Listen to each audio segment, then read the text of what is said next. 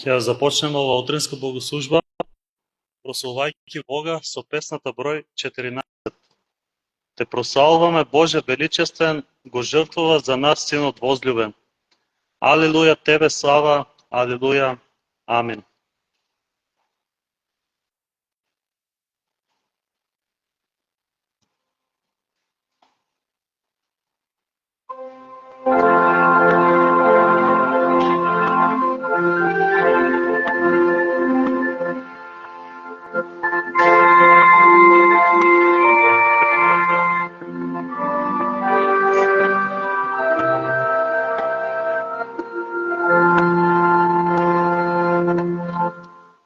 Те прославуваме, Боже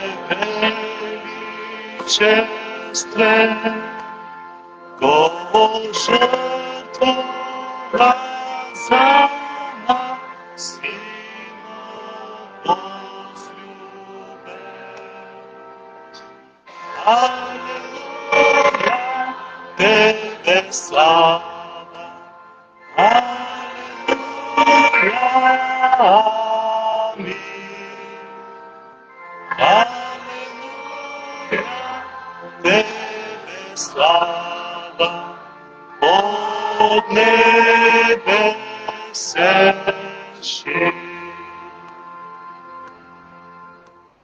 Те прославуваме,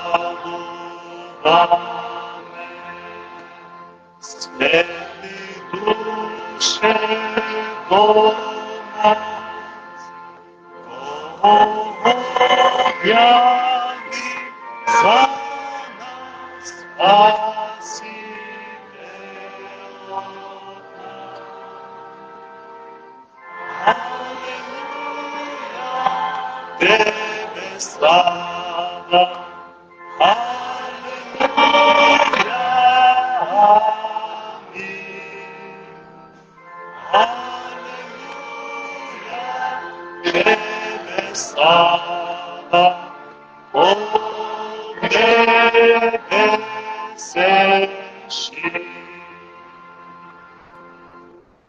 Те прославуваме,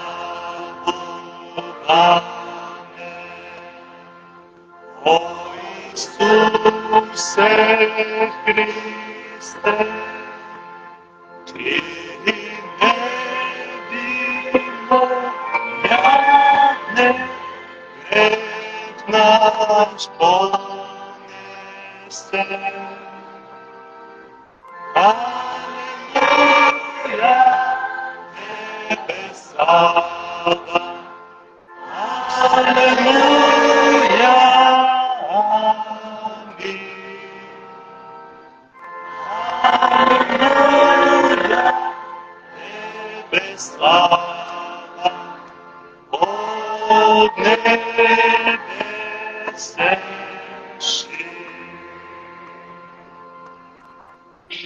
Ја прославуваме, милоста безкрајна, што очисти грех со крв драгоцена. Алелуја, Тебе слава, алелуја, амин. Алелуја, Тебе слава, од небесеши.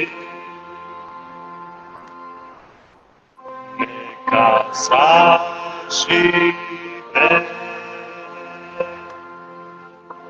Божјата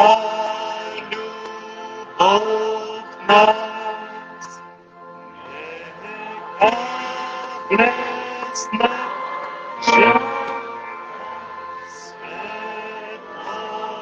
од нас. Алелуја, Тебе слава, Алелуя,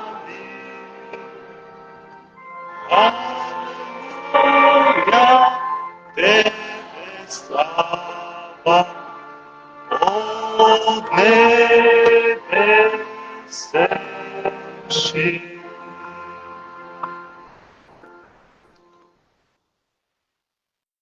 От Божјото Слово ќе го прочитам Псалмот број 34. Ќе го благословувам Господа во секое време, неговата пофала секогаш ќе ми биде во устата. Мојата душа ќе се фали со Господа, нека го чуе тоа скромните и нека се радуваат. Величајте го Господа со мене, заедно да го возвишиме неговото име. Го барав Господа и тој ме послуша, ме избави од сите мои стравови. Погледнаа во него и им светна пред очите, и не ќе се засрамат лицата нивни. Бедниот вика и Господ го чу, го избави од сите негови неволи. Господов ангел се настанува околу оние што се бојат од него и ги избавува. Вкусете и видете колку е добар Господ. Блажен е човекот кој се надева на него. Бојте се од Господа, вие негови свети, зашто нема скудност за оние што се бојат од него. Младите лавови трпат беда и гладуваат, а кои го бараат Господа, не трпат оскудица. Дојдете, чеда, и послушајте ме, ќе ве научам на страв од Господа. О човеку, љубиш ли го животот?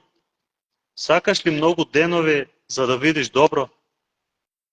Воздржувај го својот јазик од зло и своите усни од лажно зборување. Отстранувај се од злото и прави добро. Барај мир и врви по него. Господовите очи ги гледаат праведните, неговите уши го слушаат нивниот вик. Господовото лице се свртува против злосторниците, за да им го сотре споменот на земјата. Праведниците викаат, а Господ ги слуша, ги избавува од сите нивни беди. Господ е близу до оние што се со скрушени срца и ги спасува оние што се со покајнички дух. Праведникот има многу неволи, но Господ го избавува од сите. Тој ги чува сите негови коски, ниту едно од нив нема да му се скрши. Злото ќе го убие безбожникот, ќе платат тие што го мразат праведникот. Господ ја избавува душата на своите слуги и ниеден од оние што се надеваат на него нема да биде осуден. Да се исправиме, да се помолим. Татко Небесен, те славиме, Господи, и ова неделно утро. Ти благодариме, Господи, за овој нов ден кој што Ти ни го имаш подарен. Ти благодариме што од Тебе извира животот и тој живот, Господи, Ти го даваш бесплатно на се што дише. Ти го исполнуваш овој свет и се што е во него, се Ти припаѓа на Тебе, Господи.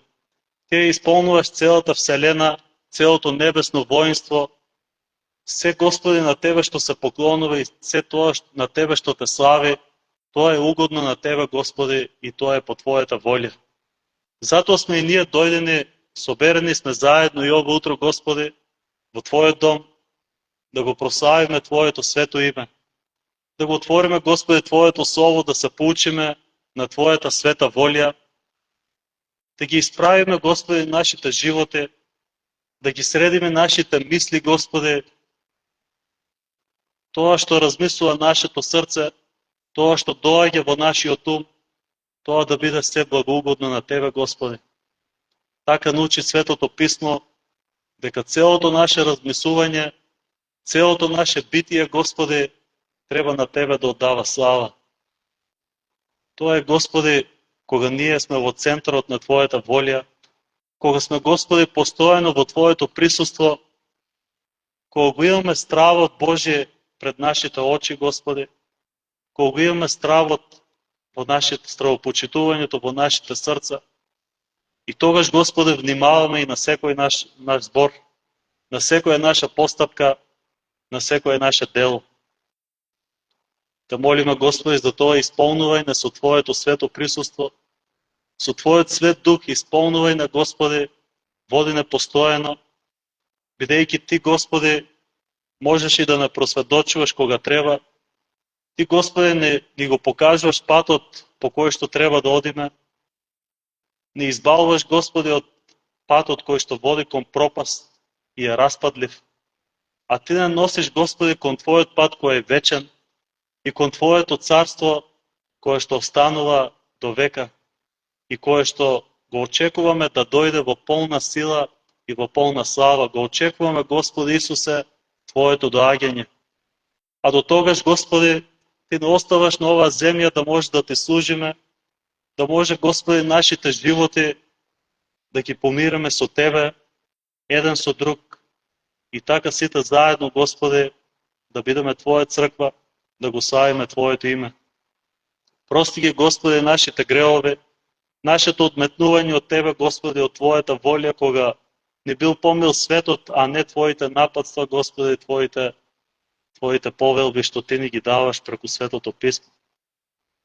И овутро ние има можноста, Господи, повторно да се вратиме кај Тебе, повторно да се измириме, Господи, со Тебе, бидејќи љубовта и милоста доаѓаат од Тебе, Господи, бидејќи Ти тоа ни го овозможуваш и Ти преку Твојата милост не повикуваш, Господи, кон спасение, не повикуваш, Господи, да бидат избавени нашите животи, да бидеме избавени од гревот и од распадливоста од овој свет.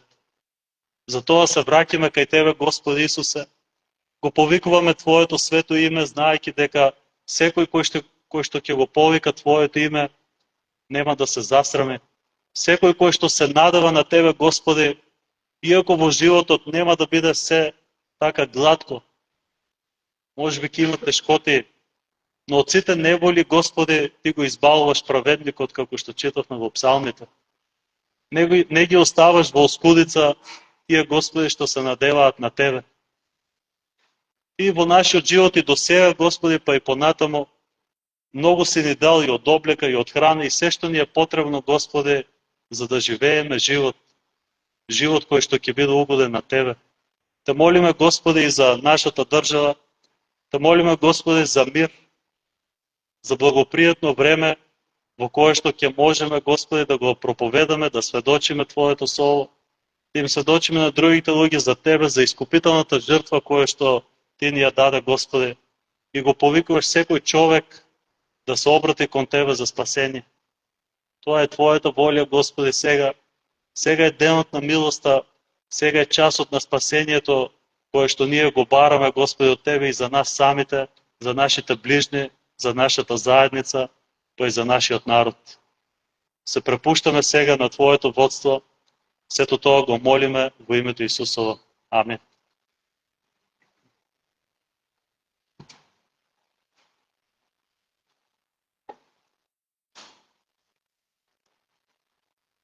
Ќе испееме сега песната број 67.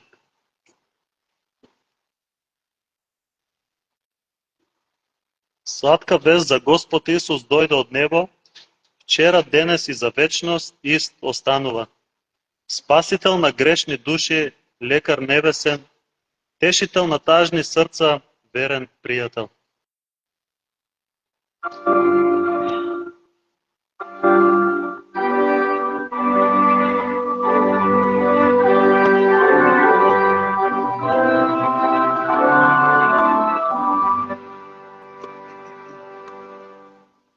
Сладка вест за Господ Исус дојде од небо, вчера, денес и за вечност ист останува. Спасител на грешни души, лекар небесен, тешител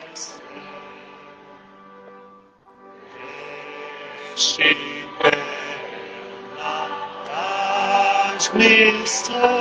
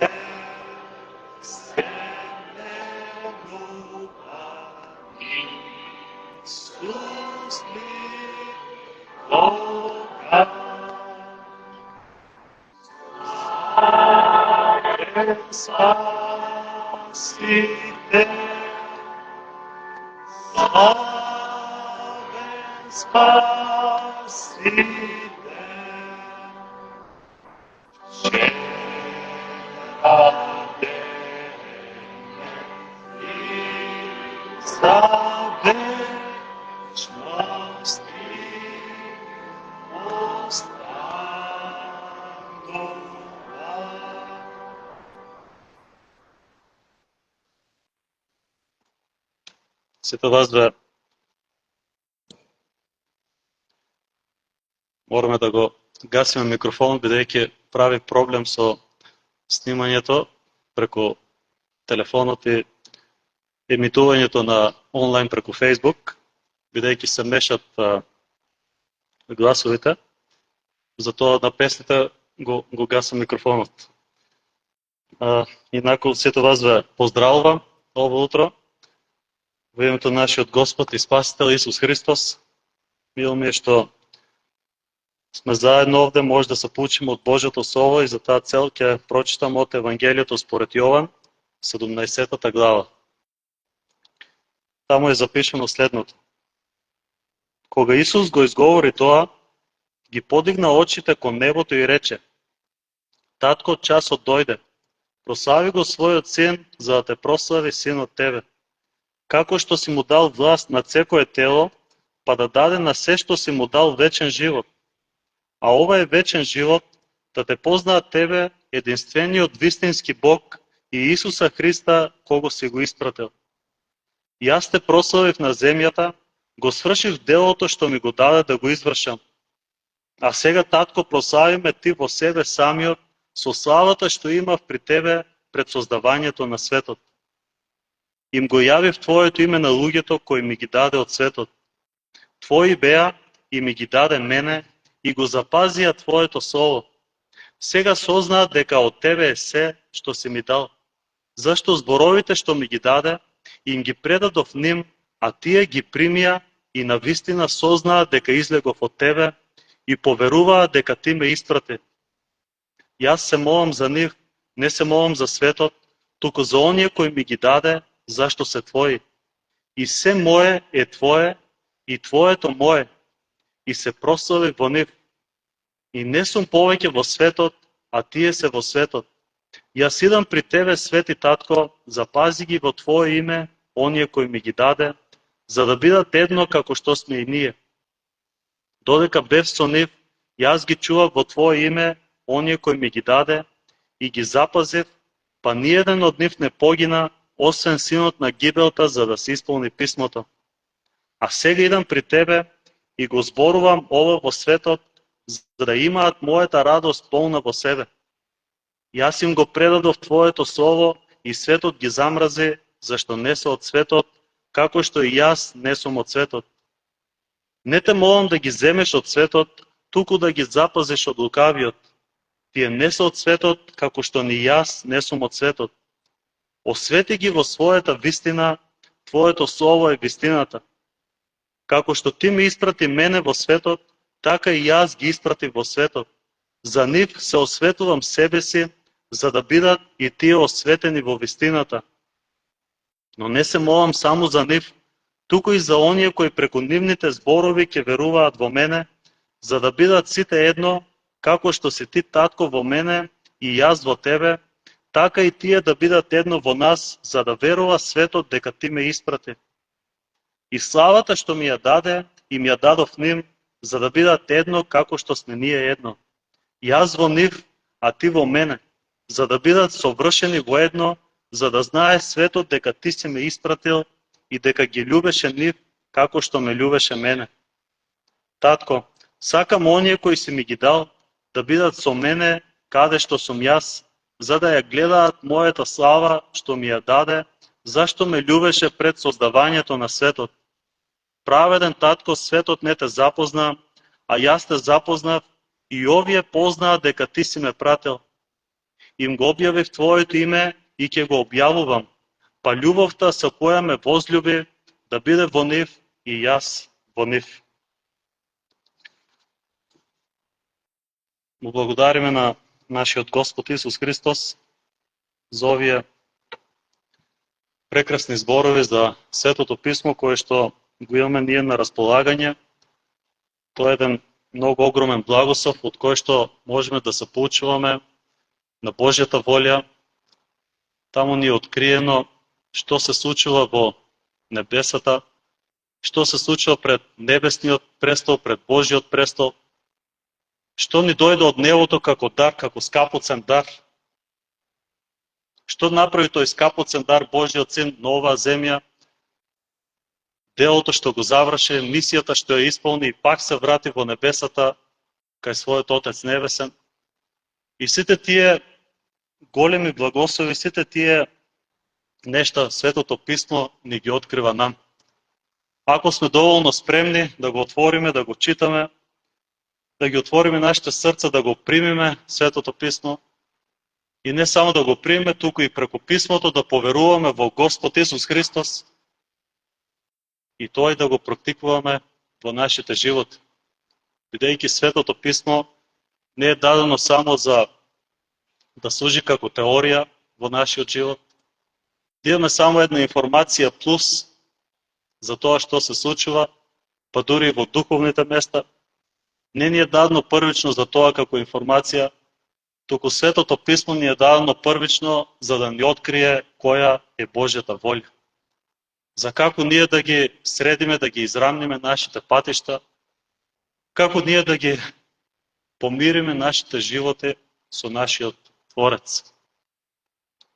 И тоа се однесува буквално за секој еден од нас.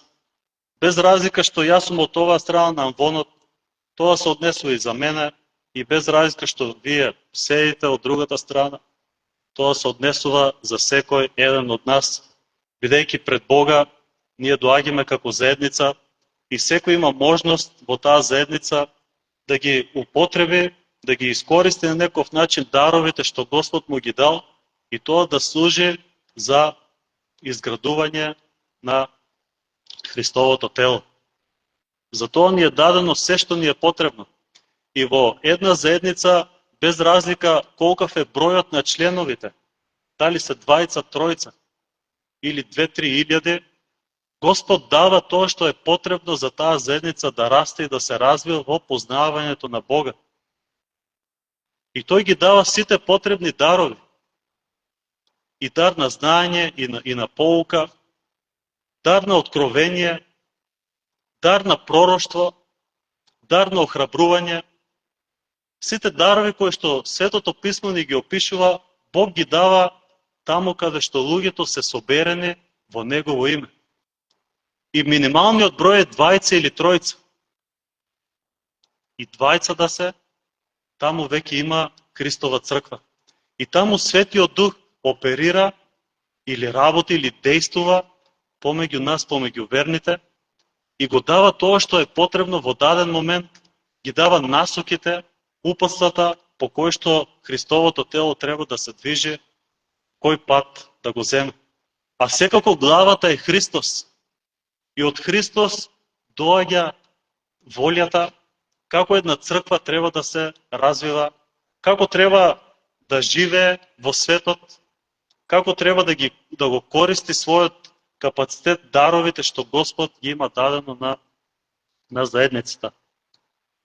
Во 34-тиот псалм читавме дека Господ нема да го отфрли понизното и покајничкото срце, односно пишува близу е Господ до тие што имаат скрушено срце и покајнички дух. Тоа е првиот чекор, тоа е првата фаза од започнувањето на нашиот христијански живот. Не е во покажувањето колку ние сме дали паметни, дали интелигентни, колку ние сме начитани, колку сме полни со информација, колку нашиот живот е среден. Не започнува христијанството така, бидејќи тоа е гордоста излегува на површина. И со гордост не започнува християнството. Започнува кога ние ќе го согледаме нашиот собствен живот, а не животот на нашиот ближен. Ќе дојде ред и за тоа, но кога ќе извадиме прво греот од нашето око. Прво започнува со нас. Кога ние ќе се смириме нашите срца, кога доволно ниско ќе ги пониземе и ќе се согледаме во светлината на Бога и ќе се согледаме во светлината на Божјото свето присуство. И кога ќе видиме, споредувајќи се со Светото Писмо и со Неговата волја, која што ни е јасно откриена, дека ние паѓаме ниско во однос на Божјата волја и на Неговата светост. И во тој момент не треба да не плаши тој факт. Треба да не смири, да не понизи и да влезе покајанието во нашите срца и тоа покаяние да излезе од нас самите и преку устата ние да го исповедаме нашиот грев пред Господ. И во тој момент започнува нашето одење и чекорење со Господ. Кога Господ навистина ќе види дека во нас има скрушен дух и покајничко срце. А додека ние сме само достатни за самите себе си, додека ние се споредуваме во нашите мисли со братот или сестрата која е полош или подобар од нас, без разлика на каков и план да се споредуваме, тогаш не започнува ништо во нашиот живот. Тогаш ние се уште сме во нашата стара и отпадната природа. Но Господ во Неговата милост и во Неговата љубов не сака ние да останеме во нашата стара природа. Зошто? Бидејќи ќе загинеме, и тоа е со сигурност така. 100% ние загинуваме и умираме ако останеме во нашата стара природа. А Божјото Слово ни открива дека за верните 100% тие не умираат. Има случаеви во Светото Писмо, почнувајќи од Стариот Завет, Енох кој што одеше со Бога, Господ го зеде него. Така и во новозаветно време, црквата која што оди и чекори со Господ, таа црква нема да умре и нема да загине. Таа црква Господ ќе ја зеде кај себе си. Пророк Илија исто така беше на некој начин дигнат, кренат во небото. И тој не загина. Кај верните смртта не е 100%. Кај неверните смртта е 100% и таа ќе дојде. Не само за ова тело, туку верните го имаат 100% вечен живот кој што Господ Исус го дава. А за неверните е 100% смрт, која што тие самите ја избираат. Како ние да се избавиме, како ние да се извлечеме од таа пропадната состојба која што сме ја наследили од нашите предци и свесно ние продолжуваме во тоа и ние ја превзимаме одговорноста на самите себе, не е друг крив. Нашите предци го отвориле патот за тоа. Но ние сме го продолжили на некој начин и ние не сакаме да се ослободиме и си остануваме во таа отпадната состојба, бидејќи светот така моментално е конструиран, така функционира и за да не биде полесно и да ја задржиме комоцијата во нашиот живот, ние се препуштаме на течењето на реката на гревот. Но во еден момент кога ќе застанеме, ако Божјото Слово доволно јасно го разбираме и ако тоа го прифаќаме со вера, тогаш Божјото Слово е посејано како семе во нашите срца. И првиот плод, ртањето на тоа семе е токму ова покајанието и скрушениот дух. Во моментот кога ние ќе признаеме дека не сме силни, дека сме слаби и дека сме ништожни и не можеме да направиме ништо од самите себе си, тоа е можеби најславниот момент може да биде во нашиот живот. И тоа е многу едноставно. Не бара Господ големи нешта и големи работи од нас. Тој бара понизно и покајничко срце. Тоа секој човек може да го направи. Да покажеш сила, да покажеш енергия, може би некои тие изнемощените тој не може да го направи. Да покажеш големи религиозни дела и голема религиозност, и тоа секој не може да го направи. Но Божјата милост е упатена кон секој човек. И Господ ги гледа тие што се скрушени во дух. Така и Господ Исус ја почна проповедта на гората, добро познатата проповед. Блажени се првото блаженство. Блажени се бедните во дух, зашто е нивно Царството небесно. Бедни зошто? Бидејќи сме виделе дека овој свет е распадлив. Бедни дека не наоѓаме веќе надеж во овој живот и во овој свет, дека се е поминливо, како што ја пеевме и песната. Овде се променува, но вчера, денес и во века Исус исти останува. Се ќе се распадне од овој свет, се ќе се промени и тоа што го имаме, утре задутре ќе го немаме, бидејќи ние нема да бидеме овде присутни. И по тоа кое што копнееме, може би ќе се оствари, а може би и не. Никој тоа не ни го гарантира, а трошиме и време и енергија да постигнеме некои минливи и распадливи работи во нашиот живот. И тоа кога ќе го постигнеме и таа цел, ќе дојде ден и тоа ќе го нема. И ако почнеме подлабоко да стоиме во тие мисли и да размислуваме колку овој свет е измамлив и лажен и брзо поминува и се распаднува и се променува, ние навистина ќе дојдеме во ситуација да имаме скрушено срце и да ја изгубиме надежта во овој свет, бидејќи овој свет не ни дава надеж. И што ќе ни остане од овој живот, ако се друго ќе пропадне? Кон што да се фатиме? Може би ќе се фатиме за нашата кариера, нашите работни обврски, нашите достигнувања, но не по долго време ќе видиме дека и тоа може да не разочара. Може би ќе посветиме време на нашето семејство, и тоа самото по себе не е лошо. Но доаѓа момент кога и тоа ќе не разочара.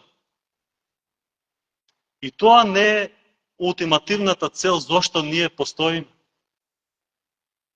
Не е совршената цел, секако е цел, но не е совршената. Да не кажем да одиме во развратот, во гревот и тоа да го пробаме, тоа по уште повеќе ќе не разочара. Бидејќи колку повеќе ние се отвараме за овој свет и за гревот, толку повеќе стануваме тажни. Тоа е како морето кога е разбранувано, кога удира по карпите, по песокот, по плажите, ја менува површината и еднаш било нешто изградено, а сега веќе тоа го нема. И што останува за нас сега, на што ние да се надеваме? Вчера, денес и во веки, пак на песната, Исус исти останува и тој не се менува. Нашиот живот најмудро е да го посветиме на нашиот Господ и Спасител Исус Христос. И нашиот живот во само и единствено во Неговото присуство нема да се распадне. Може би во телото ние ќе пропаднеме, ќе изгини ова тело, но доаѓа ден кога и нашите тела ќе воскреснат.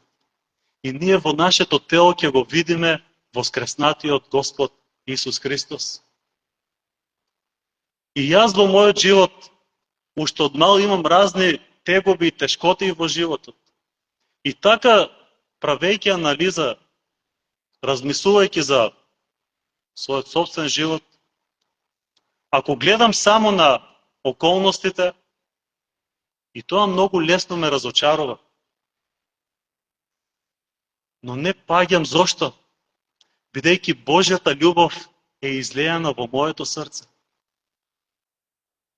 И това ми дава надеж да продължам понатам, бидейки сум видел доста дека во овој свет не можам на што, буквално немам на што да се закачам.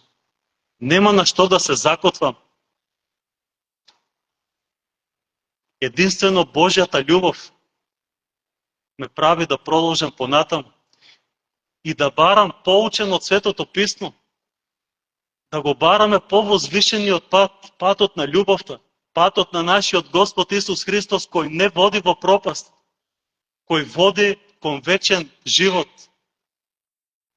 Овој живот брзо ќе помине, но што понатаму, што ќе оставиме или, подобро кажано, кон каде одиме.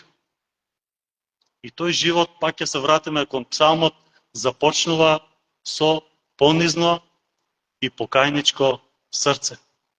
Не бара Господ возвишене нешто од нас. Од таму се почнува таа детска и едноставна и послушна вера на Божјото Слово. Дека Божјата волја е света, совршена, а дека јас го согледувам мојот живот е далеко од таа Божја волја. А од друга страна, Бог ме открива и Неговата милост и сега ме повикува од таа отпадната состојба. И Христовата рака не е прекратка за нас да не фати и да не извлече.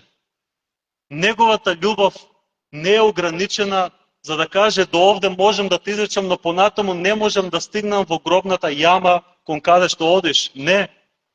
Апостол Павле вели дека Христовата љубов е широка и неистражлива е големината, димензијата на Христовата љубов. И во висината не е истражлива, и во длабочината, и во ширината, и во должината не е истражлива Христовата љубов. Зошто?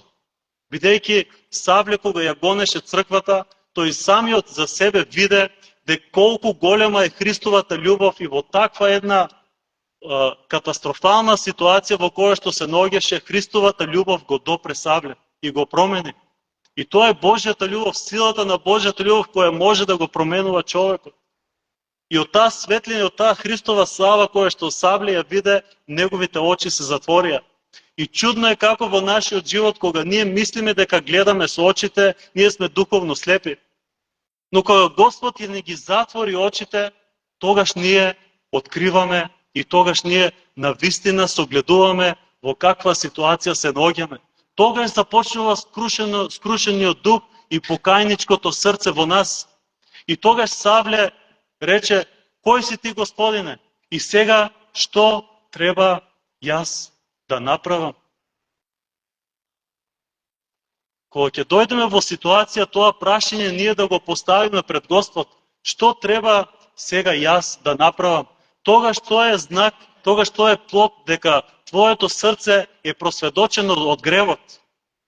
Просведочено за гревот од страна на Светиот Дух и тој работи во твојот живот. И не те остава во таа ситуација ти да пропаднеш. Зошто? Бидејќи Бог толку го возлюби светот и не сака ниту една душа да загине, туку секој да поверува и да добие вечен живот. И тоа е Божјата волја. Не дека тој побрзо чека ние да загинеме и да следи судот и правдата Божја и гневот Божје. Не, туку Бог чека и брза и трча кога ќе го види изгубениот син како се враќа по полето назад кон татковиот дом. И Бог тука не чека и не се мисли ниту една секунда кога ќе види покајничко, навистина покајничко срце во нас. Ако превземеме ние првиот чекор и кога ќе кажеме не, јас Господи не сум достоен татко да ме примиш и како еден од своите слуги, не сум достоен за Тебе, Господи, или како Петар, оди си од мене, Господи, јас сум грешен човек. Во тој момент Господ Бог, не чекорот, тој ја превзима трката за да стигне побрзо до нас и да го избави нашиот живот. И што му рече таткото на изгубениот син? Брзо, заколете го најзгоеното теле, да направиме прослава. Облечете го во најубавата облека, ставете му прстен на раката. Така и Господ нас не гледа кога ние навистина се враќаме кон Него. така Господ и враз нас се радува. И той почна да го гушка и да го целива и да се радува, защо бидейки синот се врати дома. И то е Евангелието, то е милостта Божия, която Господ ни открива на нам. И во 17-та глава, што читавме од Евангелието според Јован, таму Господ ни открива што е вечен живот. Тоа е молитвата кога после Пасхата, кога имат својата вечера и кога требаше да одат кон Маслиновата гора, тоа е молитвата искажена од нашиот Господ. И таму вели, а што е вечниот живот? Тоа е да те познаат тебе, единствениот вистински Бог и Исуса Христа, кого ти си го испратил. Вечниот живот не е само некаква теолошка информација, не станува збор за прашањето дали ние го губиме или не го губиме спасението. Таква тема нема во Библијата, нема ниту една глава. Има нешто споредно од кое што ние си ги вадиме тие теми. И што ако кажеме да? Или што ако кажеме не се губи спасението? Може да дадем одговор. Но дали тоа е вечниот живот?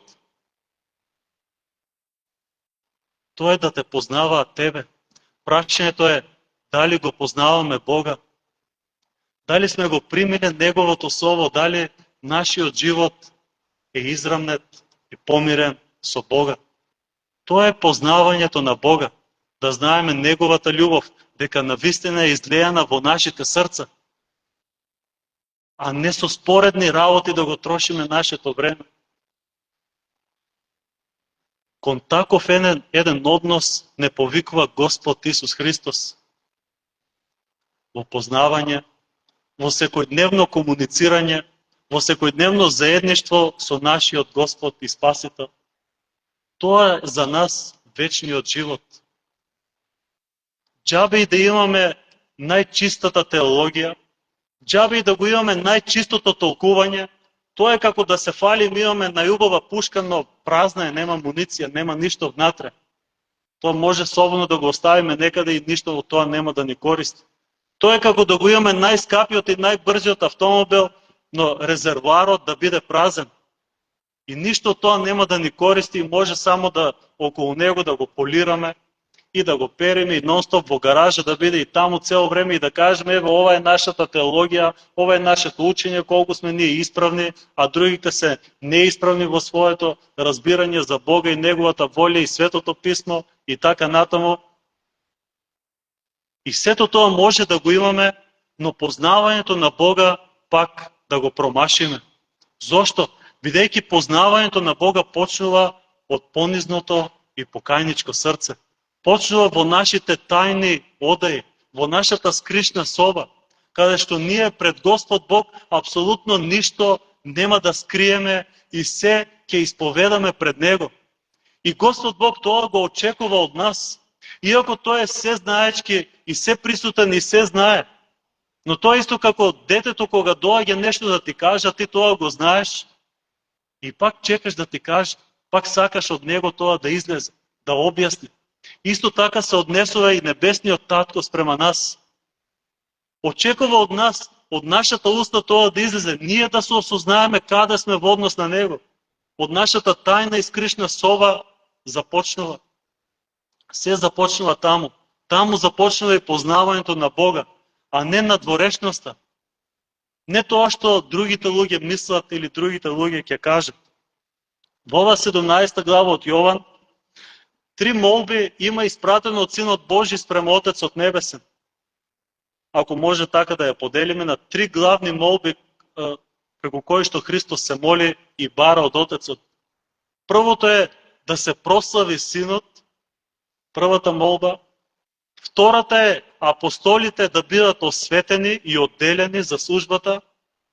И третата молба е за сите верни да бидат едно, како што Синот и Отецот се едно.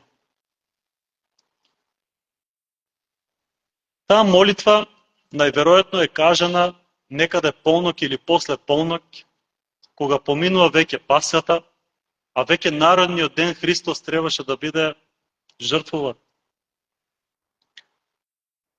Некаде во близина на храмот, така се претпоставало, бидејќи уште не им е поминат потокот Кедрон и се упатуваат кон Маслиновата градина, каде што Исус ќе биде фатен, и најверојатно е кажана во близина на храмот. Ако се вратиме кон Стариот Завет, кон Левит, 16 глава, таму еднаш годишно е опишено како прво свештеникот влегува во храмот и се моли, влегува во денот на очистувањето, во 7-миот месец, во 10-тиот ден од месецот, секоја година тоа го правеше, влегува во светињата на светињите и прво се моли, принесува жртва за себе самиот, потоа за другите свештеници и потоа за целиот народ, за целото општество. И кога ќе заврши со молитвите, првосвештеникот излегува и го зима јарецот и го жртвува на жртвеникот. На некаков начин и 17 глава од Евангелието по Јован се смета дека е ова молитвата на великиот првосвештеник, а тоа е Господ Исус Христос. И тој прво се молеше: дај ми ја славата, прослави го моето име, како што и јас те прославев. Се молеше потоа за апостолите да бидат осветени и одделени за службата, па потоа и за другите верни да бидат единствени и едно. Со една голема разлика, што Христос не зеде јагне или јарец да го жртвува, туку од кого ја помоли ова молитва, тој самиот себе си се принесе, се предаде да биде жртвуван за народот.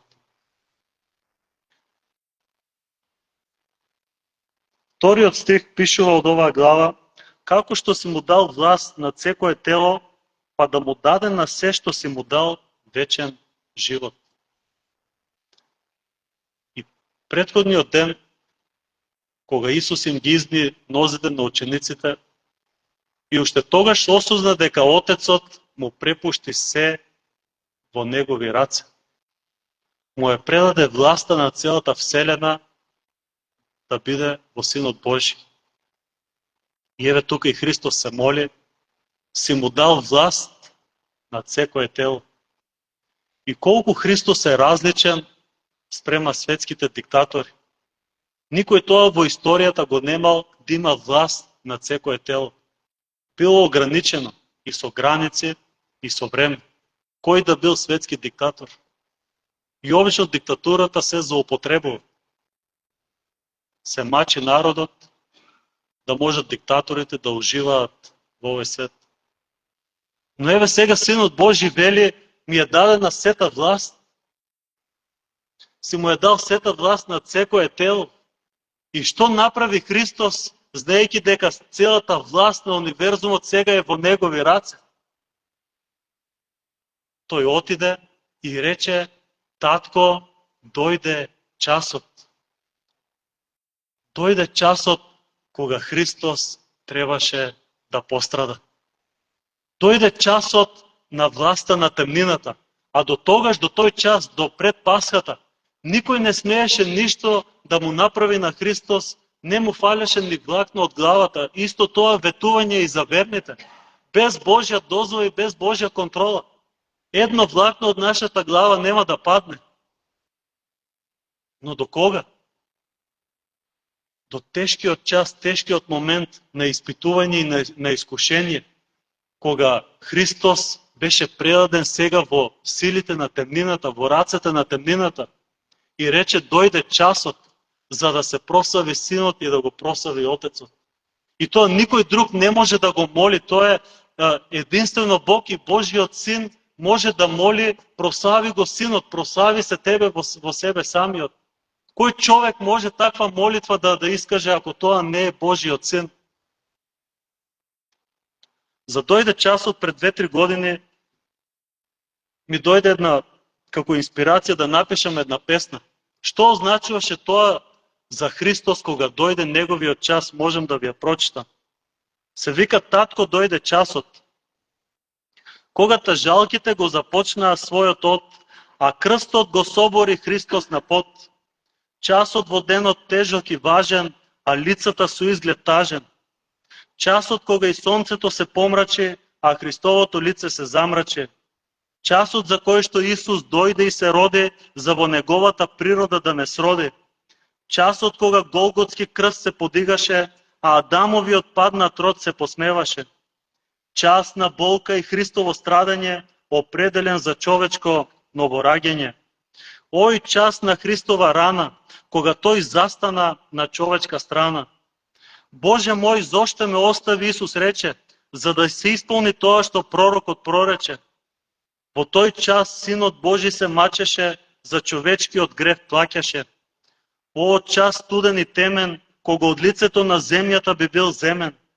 Исусовото срце престана да чука, а силите на темнината врекнаа со бука. Часот кога Синот се прослави, а славата на Отецот објави. Часот замина и друг ден намина, во гробната јама Исус почина. Но крајот не беше траен, туку сјаен. Кога ангелот небесен објави, Христос воскресна, на учениците се јави. И тој час Христос го помина заради нас и заради нашето спасение. Иако се изгледаше дека е завршено, дека е поразен Божиот Син, после тоа следеше воскресението, таа славна победа над смртта. Третиот стих, со тоа завршуваме: ова е вечен живот, да те познаат тебе, единствениот вистински Бог. И во Евангелието од Јован има повеќе стихови, на многу места ќе видиме како Христос зборува за вечниот живот. Во Јован 3:16 пишува: на самарјанката Исус и вели: о, кога би знаел кој е тој што те прашува за вода, ти би побарала вода од него и тој би ти дал жива вода. На друго место во Евангелието според Јован, на празникот на Сеници, на последниот ден од празникот, Христос застана во храмот и извика со силен глас: ако некој е жеден, нека дојде кај мене и да пие. Дали ово утро, драга душо, и ти си жеден? Дали си жеден во својот живот? Дали пустињата доаѓа на твоето непце, на твојот јазик, и во твоето уста, и во твоето срце, дали е суво? Не можеш да најдеш влага, не можеш да најдеш вода во овој свет. Пак ќе ожеднеш.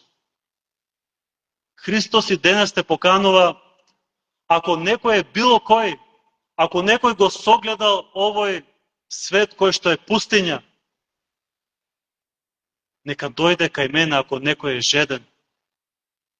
И јас ќе му дадам жива вода. И тоа е Светиот Дух кој што Христос го дава на секој што верува во Него. И од Светиот Дух, од нашата внатрешност ќе почетат реки и извори од жива вода, кои што ќе не водат во вечен живот заедно со нашиот Господ и Спасител. Нека да се исправиме да се помолиме.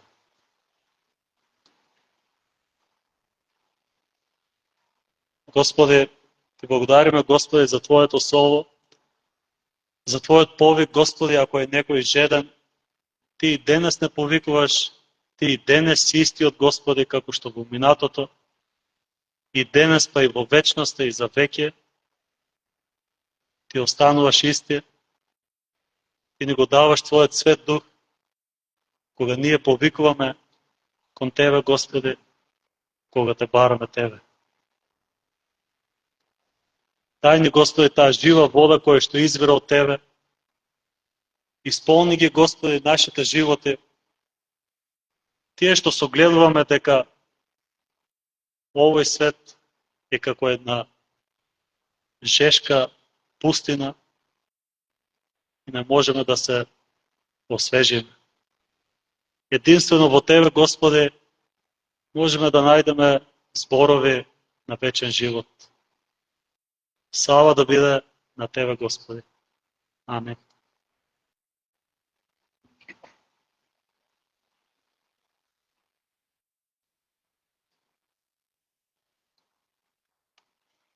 Ќе испееме сега песната број 307.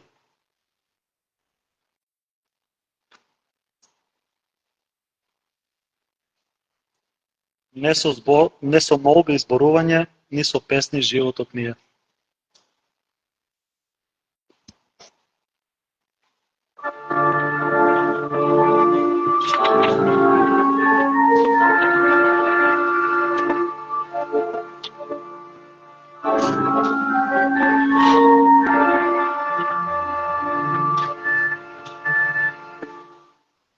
Не со молби и зборување, ни со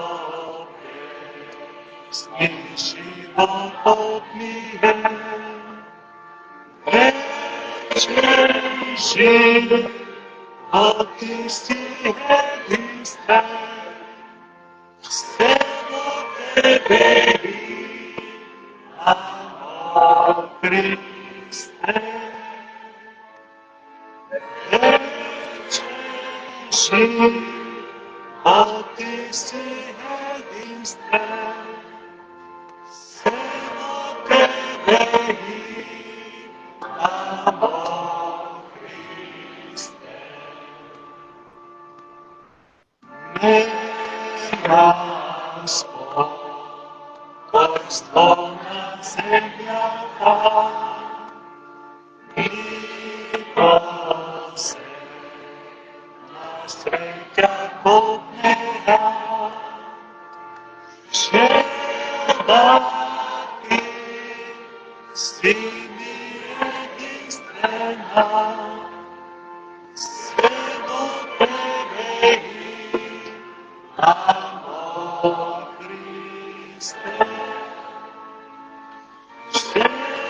Желати си ми единствена, се во тебе имамо Христе.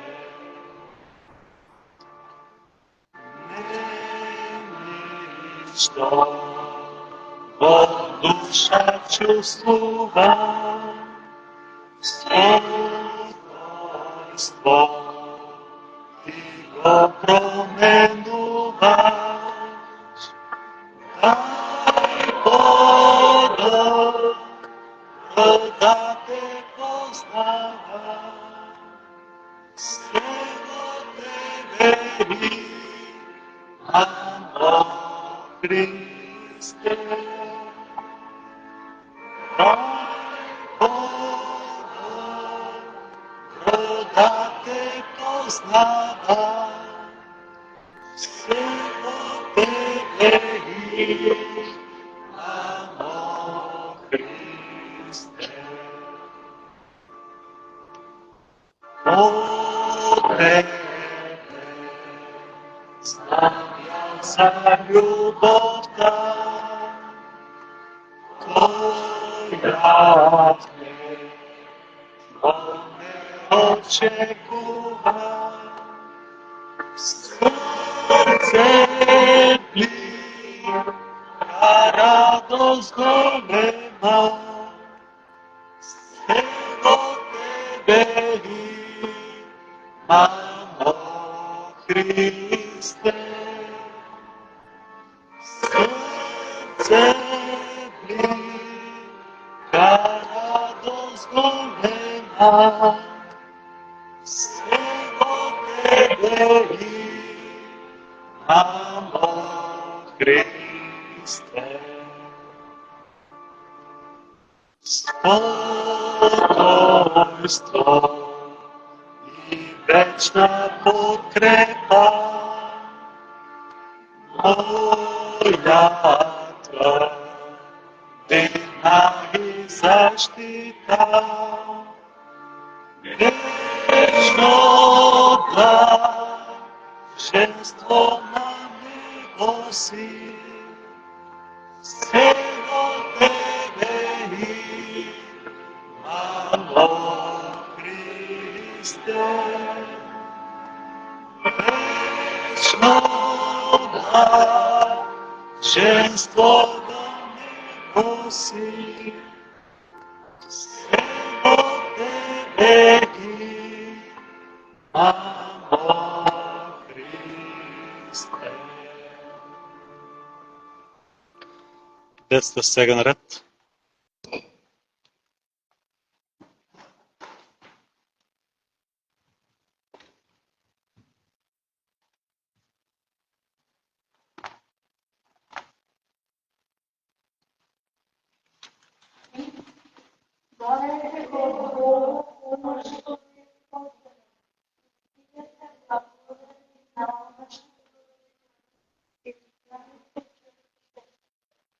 Браво. Наредна недела, повторно во 10 часот остана утренската богослужба и за крај ќе се исправиме и ќе завршиме со песната број 1.